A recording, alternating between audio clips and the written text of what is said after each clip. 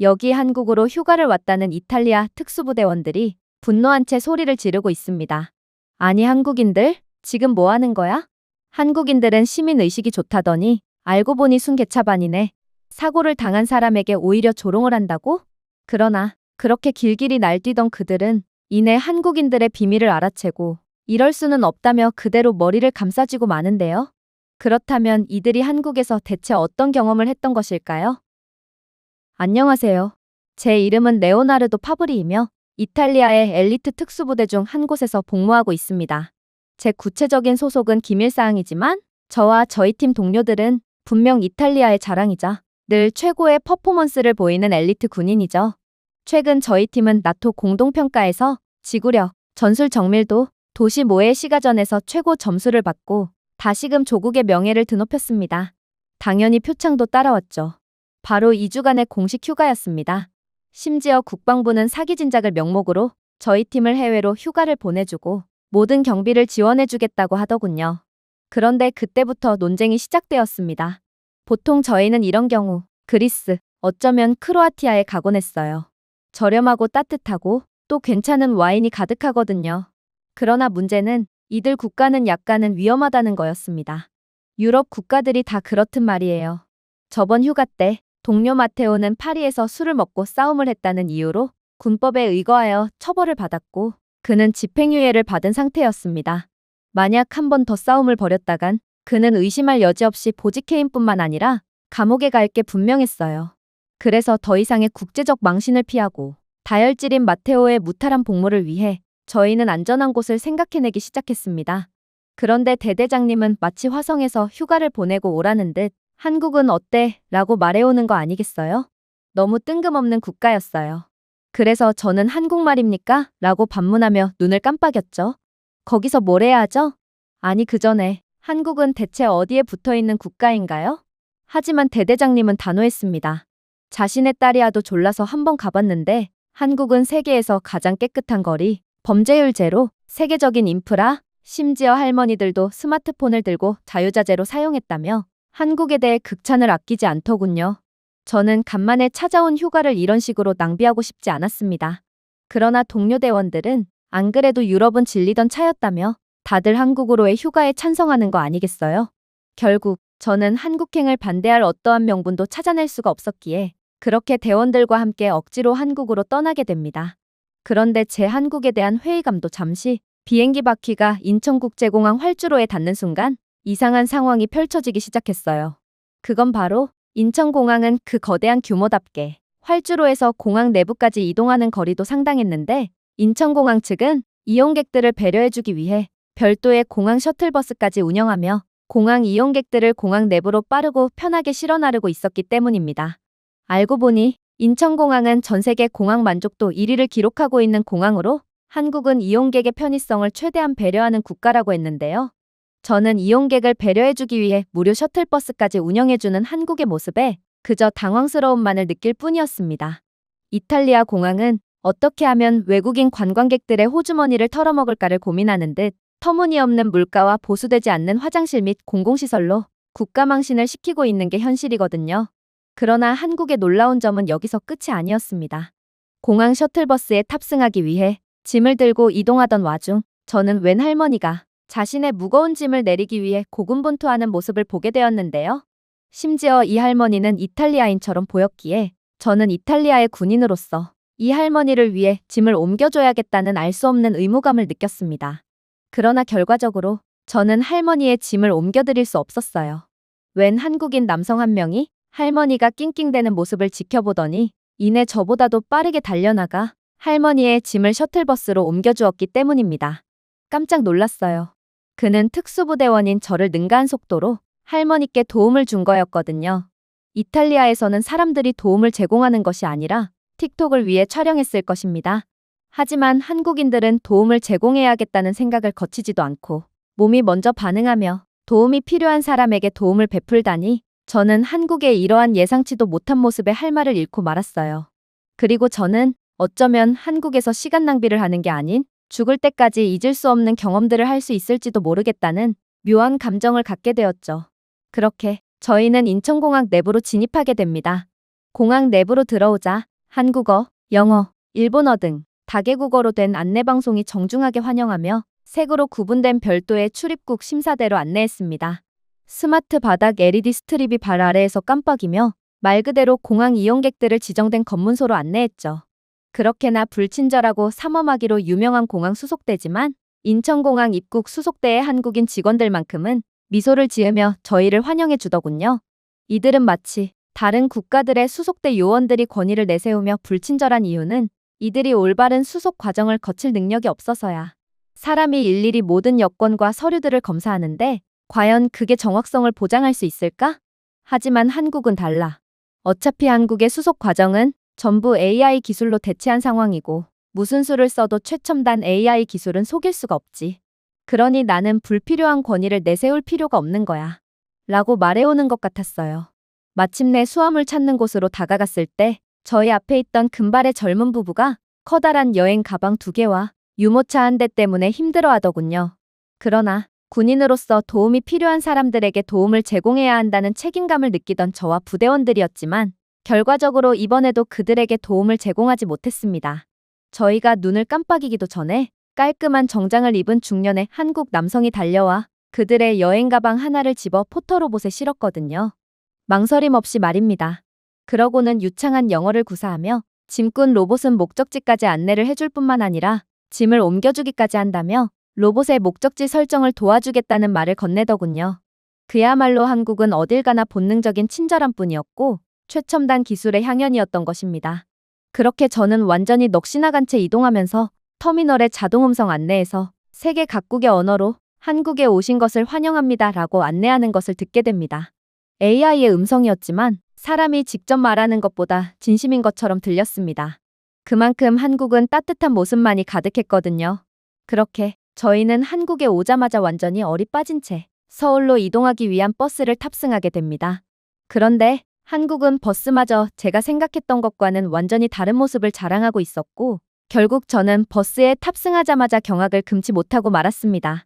일단 한국의 버스 안에는 전자기기 충전을 위한 포트, 초고속의 무료 와이파이, 공기정화 센서 등이 설치되어 있었는데 한국 버스는 마치 바퀴가 달린 가정집처럼 뭐 하나 부족한 부분이 없는 모습을 자랑하고 있었어요. 하지만 진정한 순간은 버스가 한 번도 경적을 울리거나 방향을 바꾼 적이 없다는 것을 깨달았을 때였습니다. 한국 버스는 원활하게 미끄러지며 도로 내에 있는 수천 대의 다른 차량과 동기화된 조화를 이루며 합류했거든요. 이게 가능했던 이유는 바로 한국의 최첨단 도시 시스템에 있었습니다. 한국의 신호등은 AI 기반의 적응형 알고리즘으로 타이밍이 맞춰졌고 주변의 교통 상황에 맞춰 최적의 혼잡도와 속도로 이동할 수 있도록 보장해주고 있었어요.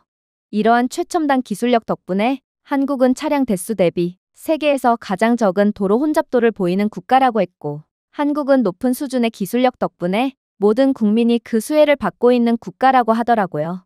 이탈리아에서는 한국에서 보이는 차량의 절반의 대수로도 옴짝달싹 할 수 없는 최악의 교통대란이 일어나지만 한국은 기술력 하나로 그러한 극복할 수 없는 것처럼 보이는 물리적인 한계를 완전히 극복해버린 것입니다. 하지만 더욱 충격적이었던 점은 따로 있었습니다. 한국의 버스는 별도의 부스에서 정차할 필요도 없었고 동전을 세며 통행요금을 지불할 필요도 없이 그저 1초 만에 스마트 톨게이트를 통과했다는 거였죠. 한국에서는 톨게이트 통과를 위한 요금 지불 과정조차도 사치였던 것입니다. 이들은 모든 것을 자동화시켜 놓은 미래 국가였죠. 그러니 이런 한국에서 자동차는 그저 평범한 교통수단이 아니었던 것입니다. 살아 숨쉬는 국가 신경계였죠. 세계에서 가장 편리하고 기술적인 한국의 시스템은 이탈리아 사람들을 아직도 20세기에서 살고 있는 원시인으로 만들어버렸고 저희 대원들 모두는 이런 말도 안 되는 모습을 계속해서 보여주는 한국에 완전히 경악을 하고 말았어요. 그렇게 시간이 흘렀습니다. 한국의 시스템과 인프라 덕분에 저희 부대원들은 빠르고 편리하게 호텔에 도착할 수 있었어요. 모두가 자신들이 한국에서 본 것들을 도저히 믿지 못하는 반응을 보이더군요. 저희 모두는 그동안 저희의 조국을 선진국이라고 믿어왔지만 한국이 보여준 압도적인 모습을 보니 아무래도 이탈리아는 갈 길이 한참 멀어 보였어요. 그러나 우울감을 느끼기엔 휴가는 너무 짧았어요. 그래서 호텔에서 짐을 정리한 후 기운을 차렸고 저희는 만장일치로 한 가지에 동의하게 됩니다. 바로 음식이었죠. 저희는 미식의 국가인 이탈리아에서 온 남자들이었기 때문입니다. 음식은 저희에게 있어 그 무엇보다도 중요한 부분이었죠. 저희는 머리를 맞대고 음식점을 찾았고 결국 별 5개 리뷰가 산더미처럼 쌓인 한식당을 찾았습니다. 당연히 기대가 컸어요. 저를 비롯한 많은 대원들이 한식을 한 번도 경험해 본 적이 없었거든요. 그래서 마침내 식당에 도착했을 때 줄도 없고 사람들도 없고 소리치는 매니저도 없는 아무것도 보이지 않는 식당 전경을 보았을 때 저는 즉시 의심이 들었습니다. 줄이 없다고. 이 시간에 동료 대원 루카가 찡그렸습니다. 우리가 잘못된 식당에 도착한 것 아닐까? 아니면 식당이 하루아침에 망해버린 걸까? 로마로 돌아가면 이 정도 수준의 후기가 있는 레스토랑은 두 블록은 줄을 서며 기다려야 하는 게 정상입니다. 시끄러운 청소년들이 밖에서 전자담배를 피우고 가게 근처에는 줄을 기다리는 사람들이 버린 쓰레기로 가득 차 있죠. 저희는 식당 입구에서 들어가야 하나 말아야 하나 망설였지만 순간 식당 유리문이 네, 여기가 바로 당신들이 찾던 그 장소입니다. 라고 말하는 듯 활짝 열리더군요. 그리고 안에는 미소 짓는 직원이 저희를 맞이했어요. 그녀는 세련된 태블릿을 들고 고개를 약간 숙인 채 선명한 영어로 전화번호를 알려주시겠어요? 라고 물었습니다. 루카는 팔꿈치로 저를 치켜세우더군요. 아니, 이게 대체 무슨 상황이지? 처음 보는 그녀가 내 번호를 묻다니 이 한국인 여성 직원은 너를 좋아하는 게 아닐까? 아니, 그럴 리가 없어. 너보다는 내가 훨씬 더 잘생겼는걸? 저는 그를 애써 무시하고 그녀에게 제 번호를 알려주었습니다. 솔직히 저는 겉으로 티를 내지는 않았지만 조금의 기대감이 들긴 했어요. 정말로 그녀가 제가 마음에 들었기에 휴대폰 번호를 요구했던 것일까요? 그녀의 환한 미소를 보니 어쩌면 그럴 가능성을 배제할 수 없을 거라는 생각이 들기도 했습니다. 그런데 그녀는 이내 충격적인 말을 추가적으로 건네오더군요. 저희 식당의 대기열은 스마트 AI 시스템에서 처리됩니다. 그러니 당신들은 힘들게 줄을 설 필요가 없어요. 이 휴대폰 번호로 보안 QR코드가 포함된 문자가 전송될 거예요. 당신의 순번이 다가오고 테이블이 준비되면 자동으로 알려준답니다. 가까운 곳에서 기다리면 돼요. 감사합니다. 저는 실망감과 당혹감이 섞인 미묘한 기분을 느끼게 됩니다. 이 한국인 직원이 제 휴대폰 번호를 물어봤던 건 사심이 전혀 없었다는 것에 실망을 느끼는 동시에 인기 식당에 입장하는데도 줄을 서지 않아도 된다는 것에 당혹감을 느꼈던 것이죠. 실시간 AI 기반 대기열 관리 시스템이라니 저는 이것을 이탈리아에서는 들어본 적도 없어요. 그러나 그렇게 문자로 전송된 QR코드를 조회해본 결과 저는 경악을 금치 못할 정보를 얻게 됩니다. 한국의 자체 기술력으로 개발한 이 AI 시스템은 테이블 회전 데이터, 조리시간 예측 등의 빅데이터에 기반하여 고객 흐름을 관리하는 최첨단 디지털 인터페이스였고 실제로 시스템이 알려준 대기시간은 오차가 거의 없이 맞아떨어진다고 했거든요. 그러나 마테오는 이건 도저히 말이 안 된다며 현실을 부정하기 시작했어요. 그는 조국에 대한 애국심이 필요 이상으로 투철한 녀석이었고 이탈리아와 한국의 기술 격차가 이렇게나 심각하게 차이가 난다는 점에 도저히 현실을 인정하려고 하지 않았죠. 마테오는 이건 그저 보여주기식 시스템일 뿐이고 현실은 예상 대기시간은 한참이나 틀릴 것이 분명하다며 큰 소리를 쳤는데요. 그리고 저 또한 한국이 지금까지 보여준 모습은 분명 훌륭했지만 그래도 AI가 대기시간까지 완벽히 예상하는 건 도저히 현실적이지 않다고 생각했어요. 저는 한 번은 나폴리로 파견을 갔을 때 인기 피자 가게에서 10분만 기다리라는 말을 들은 적이 있습니다. 그러나 결론적으로 저희는 50분을 기다려야 했어요. 성질 급한 마테오는 머리에 핏줄까지 서며 큰 소리로 항의했죠. 이봐, 10분이면 된다고 했잖아. 지금 시간이 몇 시인 줄 알아? 그러나 주인은 미안한 기색도 없이 답변하더군요. 그걸 왜 나한테 따져? 내가 저기 앉아있던 손님이 피자를 한 판 더 주문할 거라고 예상이라도 했겠어? 또 저쪽 테이블에 앉아있던 커플은 피자 한 판을 먹는데 거의 1시간 반이나 걸렸어. 이런 변수까지 내가 예측할 수 있다면 나는 여기서 피자를 굽고 있는 게 아닌 나사에서 우주선을 만들고 있을 거야. 맞습니다. 이게 바로 이탈리아입니다. 모든 것이 주먹구구식으로 돌아가는 나라죠. 그리고 대기 줄이라는 것 자체가 변수가 상당히 많이 존재하므로 아무리 한국이라고 해도 AI는 분명 상당한 오차로 계산 오류를 범할 것이 분명합니다. 그러나 이러한 저희의 간절한 기도에도 불구하고 제 휴대폰은 정확한 시간에 맞춰 윙윙거렸습니다. 5분 동안 유효한 QR코드가 화면에 깜빡였죠. 한국의 기술력은 완벽했고 저희는 그저 시대에 뒤떨어진 아저씨들이었을 뿐이었던 것입니다. 저희는 어안이 벙벙해진 채 돌아와서 입구에서 코드를 스캔했습니다. 유니폼을 입은 근처 직원이 친절한 미소로 저희를 응대해 주었어요. 그녀는 저희를 테이블로 안내해 주었고 이내 차가운 보리차를 건네 주었습니다. 떠나기 전에 이 한국인 직원은 차분하고 친절한 어조로 식단에 대한 선호도나 알레르기 여부를 물었습니다. 그리고 이내 빠른 속도로 저희가 주문한 불고기를 준비해 주었죠. 간단한 피자조차 주문한 지 1시간은 지난 후에 나오는 이탈리아 식당과는 차원이 다른 속도였습니다. 식탁이 그릴 위에서 고기가 지글지글 끓기 시작하자 마테오는 몸을 뒤로 젖히며 모든 것이 완벽한 국가는 존재할 수가 없고 한국도 분명 한 가지쯤은 결함이 있을 거라고 중얼거렸습니다. 그리고 그 결함은 분명 음식일 것이고 이 불고기의 맛은 형편없을 게 분명하다며 자기 최면을 걸더군요. 하지만 애국심 강한 마테오의 안쓰러운 자기 합리화도 잠시 이내 불 주위에 양념된 불고기 조각이 눈앞에서 완벽하게 익어가자 그의 굳건했던 눈빛의 도끼는 점점 사그러져 갔어요. 그리고 마테오는 입에 계속해서 침이 고이는지 연달아 침을 삼키더군요. 저는 그런 마테오를 이해했어요. 불고기는 정말 평생 채식주의자라도 삶의 선택을 제고하게 만들 수 있는 강력한 냄새를 풍겼고 실제로 맛 또한 미식의 국가 출신인 저희 모두를 감탄시킬 만큼 뛰어났거든요. 결국 마테오의 애국심은 여기서 무너지고 말았습니다. 정말로 한국은 반찬만으로도 긴 비행을 거치며 방문할 자격이 충분했습니다. 매콤하고 달콤한 접시, 절인 접시 등 십수개의 반찬이 테이블 위를 덮고 있었지만 모두 저마다의 디테일과 매력이 있는 것들이었거든요. 저희 대원들 중에 가장 까다로운 미식가였던 루카 또한 조용히 김치를 입에 삽질하고 있었는데 그는 해외 파견을 갈 때마다 외국의 음식이 입에 맞지 않으면 그대로 굽는 것을 선택할 정도로 까다로운 녀석이었습니다. 하지만 한식은 그런 루카마저 완전히 굴복시켰던 것이죠. 정말로 저희 모두는 이곳 식당에서 완벽한 시간을 보내고 있었습니다. 그 일이 일어나기 전까지만 해도 말이죠. 그때 저는 쫄깃하고 스모키한 불고기 조각을 먹고 있었습니다. 그런데 순간적으로 입안에 엄청난 고통이 울려 퍼졌습니다. 저는 처음에 고기가 너무 뜨거웠기 때문이라고 생각했습니다. 아니면 숨겨진 뼈를 잘못 씹었을 수도 있겠죠. 하지만 턱이 조여지고 둔한 압력이 얼굴 전체에 퍼지면서 저는 그제야 훨씬 더 나쁜 일이 일어났다는 것을 깨달았습니다. 제 교정기가 부러졌던 것입니다. 와이어가 어긋난 것이 아니었어요. 나사가 풀린 것도 아니었죠. 이건 그야말로 완전한 구조적 붕괴였습니다. 저는 천천히 입에 손을 뻗어 공포를 확인했습니다. 왼쪽 앵커는 어디로 갔는지 사라져 있었습니다. 어금니 브래킷은 분리되어 있었어요. 안정화 아치는 어떻게 되었냐고요? 값싼 펜싱 와이어처럼 비틀어져 있었습니다. 저는 순간적으로 패닉에 빠지고 말았습니다. 고통 때문에 그런 것이 아니었어요. 이건 일반적인 치과 진료로 해결할 수 있는 상황이 아니었기 때문이었죠. 제 교정기는 일반적인 교정기가 아닙니다.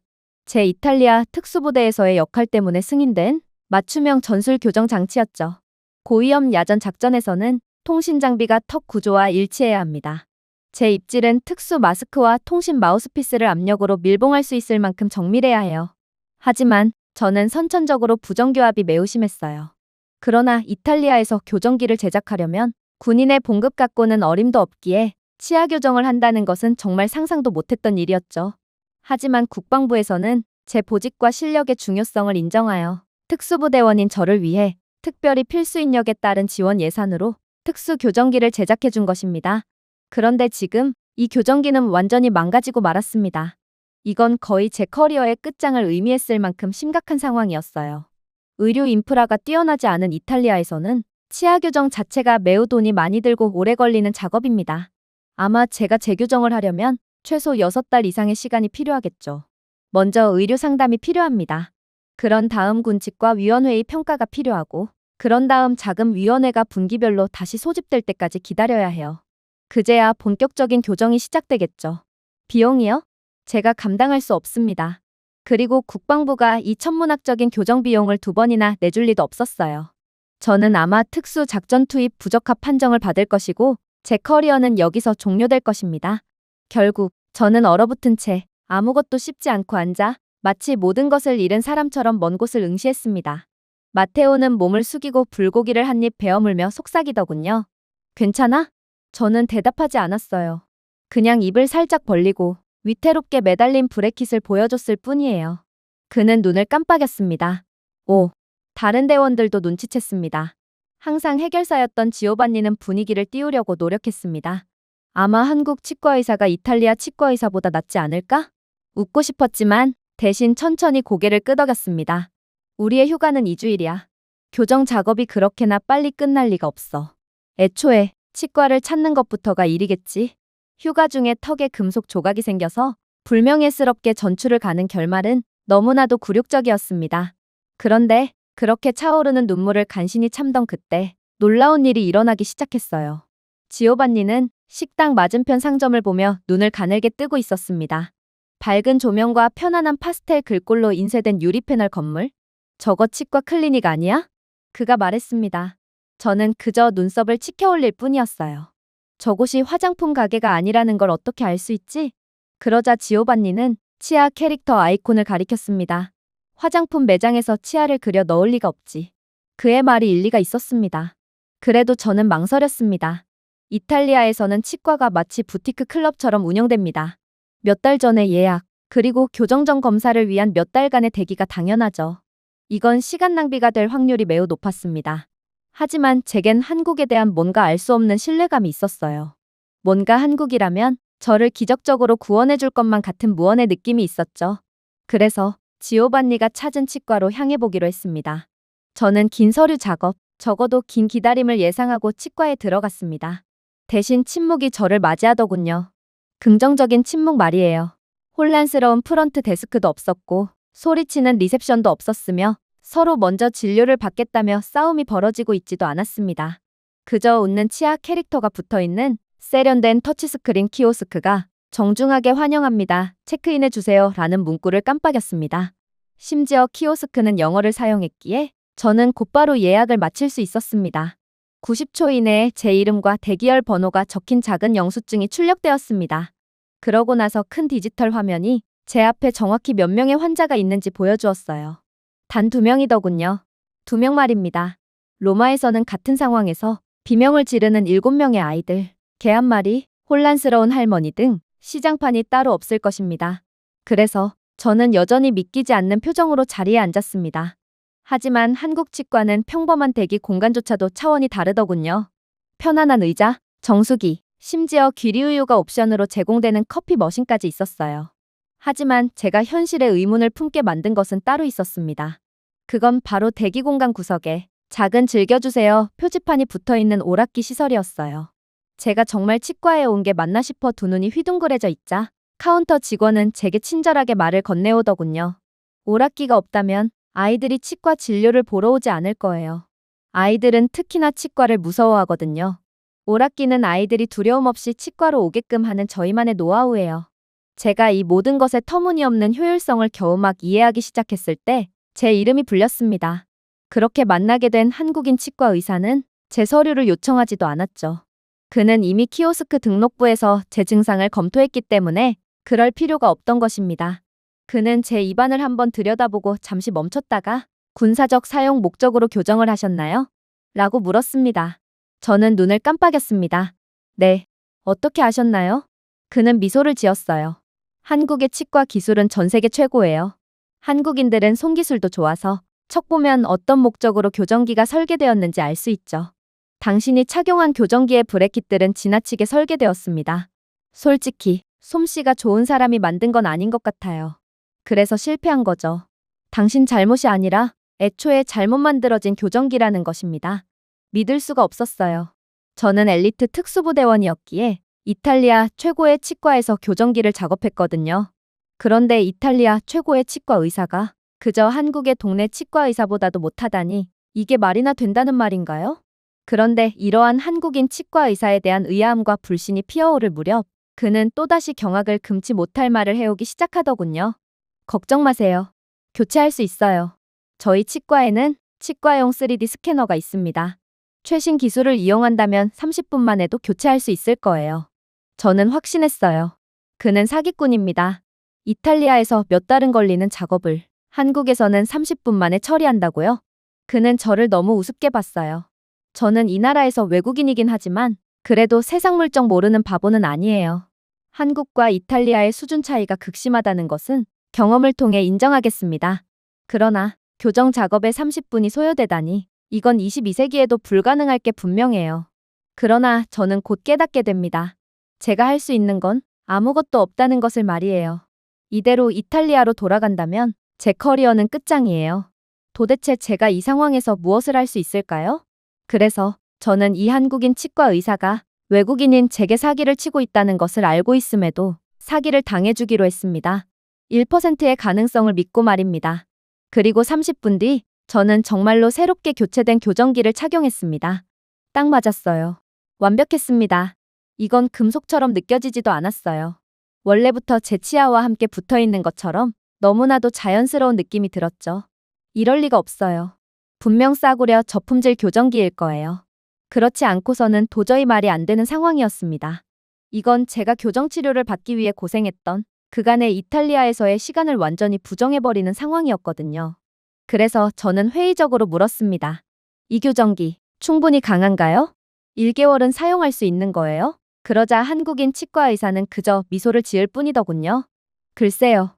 제곱센티미터당 최대 100kg의 씹는 힘을 견딜 수 있도록 설계되었으니까 이 교정기보다 어금니가 먼저 부러질 가능성이 더 높아요. 고기를 먹다가 고장났다고요? 새로운 교정기는 고기뼈도 씹을 수 있어요. 당신의 어금니는 부러지겠지만 교정기는 멀쩡할 거예요.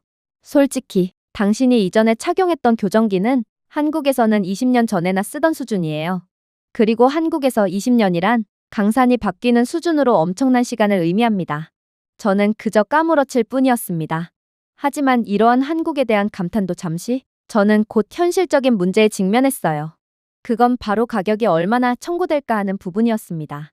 이 정도로 높은 수준을 기대하지는 않았어요. 수준이 높다면 가격도 비례해서 높아지거든요. 그러나 그렇게 식은땀을 흘리며 청구서를 받아본 저는 그저 할 말을 잃고 말았습니다. 정확한 수치는 언급하지 않겠습니다. 이 글을 읽는 이탈리아 치과 의사들이나 교정비가 비싸 치아 교정을 받을 수 없는 이탈리아인들에게 고통을 줄 수 있기 때문입니다.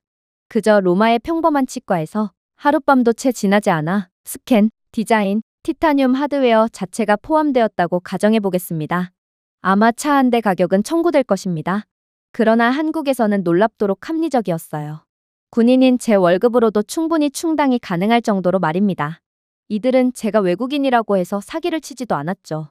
그렇게 저는 믿기지가 않는 경험을 한 뒤 치과에서 빠져나옵니다. 솔직히 저는 마테오만큼이나 제 조국이 자랑스러웠습니다. 이탈리아는 예술, 음악, 열정으로 가득 차 있죠. 하지만 솔직히 말해서 저희의 시스템, 특히 의료 시스템은 완전히 잘못된 방향으로 흘러가고 있습니다. 예약부는 연필로 작성되어 있고 80년대에 만들어진 기계는 늘 유지보수 중입니다. 그리고 이탈리아에서 현대 치과의 개념은 여전히 누군가 막대기로 치아를 두드리며 아프나요? 라고 묻는 것이죠. 한편 한국에서는 공상과학 환자처럼 뼈를 스캔한 후 1시간도 채 지나지 않아 항공우주 등급의 수리를 받고 나갈 수 있습니다. 소리를 지를 새도 없이 끝나버리죠. 마테오는 한 손에 호떡을 반쯤 먹은 채 밖에서 기다리고 있었습니다. 너무 빨리 나왔군. 아무리 한국이라도 교정은 무리였던 건가? 아니, 완벽하게 해결되었어. 그는 잠시 저를 쳐다보다가 다시 한 입 베어 물었습니다. 이 나라는 도대체 정체가 뭐지? 어떻게 대답해야 할지 몰랐어요. 이런 생각뿐이었죠. 이탈리아에서는 제 보조기가 군사기밀이었습니다. 그러나 한국에서는 점심시간에도 충분히 고칠 수 있는 간단한 작업이었습니다. 그게 양국의 수준 차이를 단적으로 말해주고 있었어요. 그렇게 저희는 놀란 가슴을 달래며 한국에서의 시간을 이어나갔고 며칠 후 여수로 떠났습니다. 해변 근처에 자리 잡은 숙소에 가서 시장에서 신선한 해산물을 먹고 돌산대교 위의 유명한 일몰을 감상하는 것이 저희의 간단한 계획이었습니다. 하지만 저희의 기대는 오래가지 않았습니다. 적어도 마테오에게는 그랬죠. 숙소에 도착한 지 약 3시간 후 그는 복도에서 얼어붙었어요. 제가 바로 알아차린 얼굴은 지갑이 원래 있어야 할 자리에 없다는 것을 깨달은 한 남자의 얼굴이었습니다. 기차에 두고 온 것 같아. 그가 중얼거렸습니다.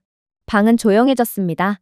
그의 여권, 신분증, 군인증 모두 얇은 가죽 지갑 안에 넣어져 시속 300km로 북쪽으로 질주하고 있습니다. 특히나 군인 신분증이 가장 문제였습니다. 저희의 소속은 군사기밀인데 유령처럼 지내도 모자랄 판국에 그는 자신의 군인 신분증을 잃어버렸던 거거든요. 당연히 지갑에 들어있는 현금은 찾을 수 없겠지만 군인 신분증은 무슨 일이 있어도 반드시 찾아야만 했습니다.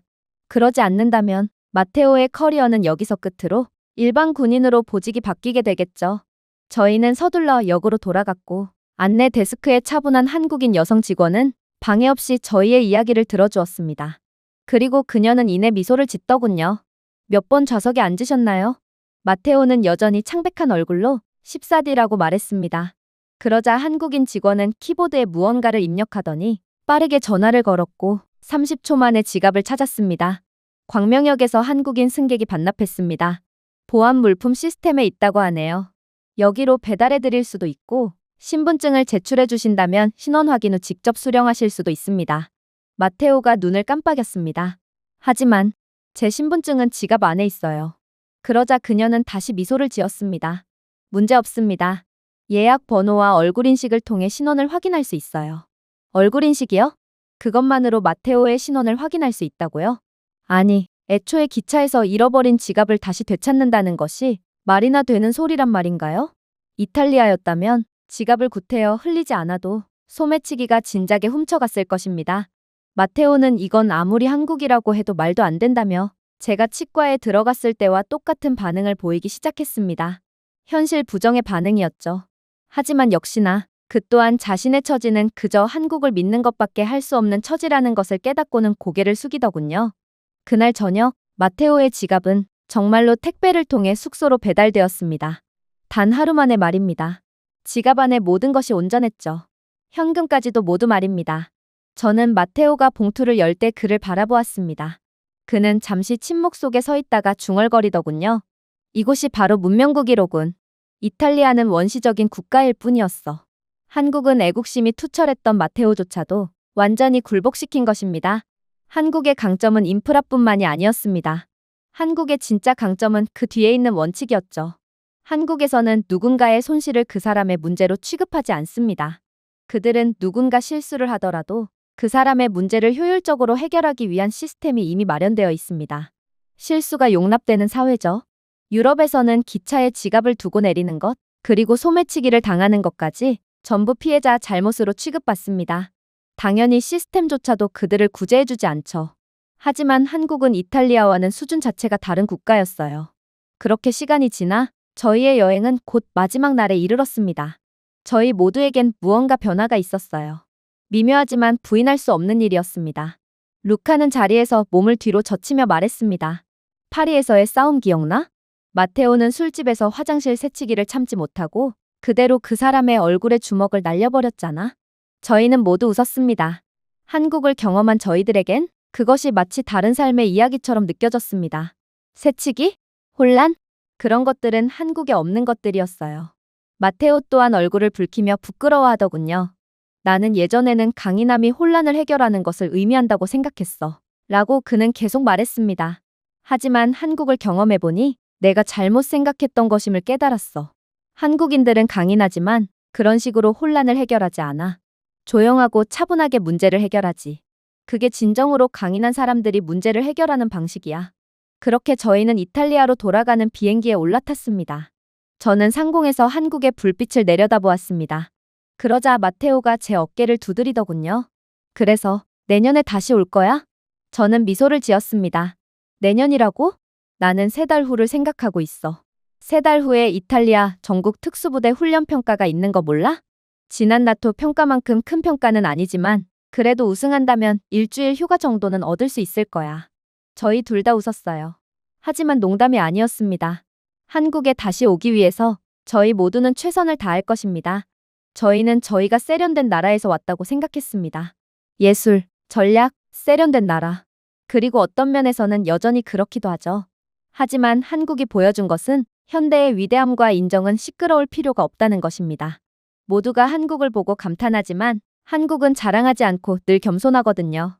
그게 바로 저희가 추구하고 지향해야 할 방식이었습니다. 제가 준비해온 내용은 여기까지입니다. 끝까지 시청해주셔서 진심으로 감사드리며 여러분들의 구독과 좋아요, 알림 설정은 영상 제작에 큰 힘이 됩니다. 이상 세모튜브였습니다.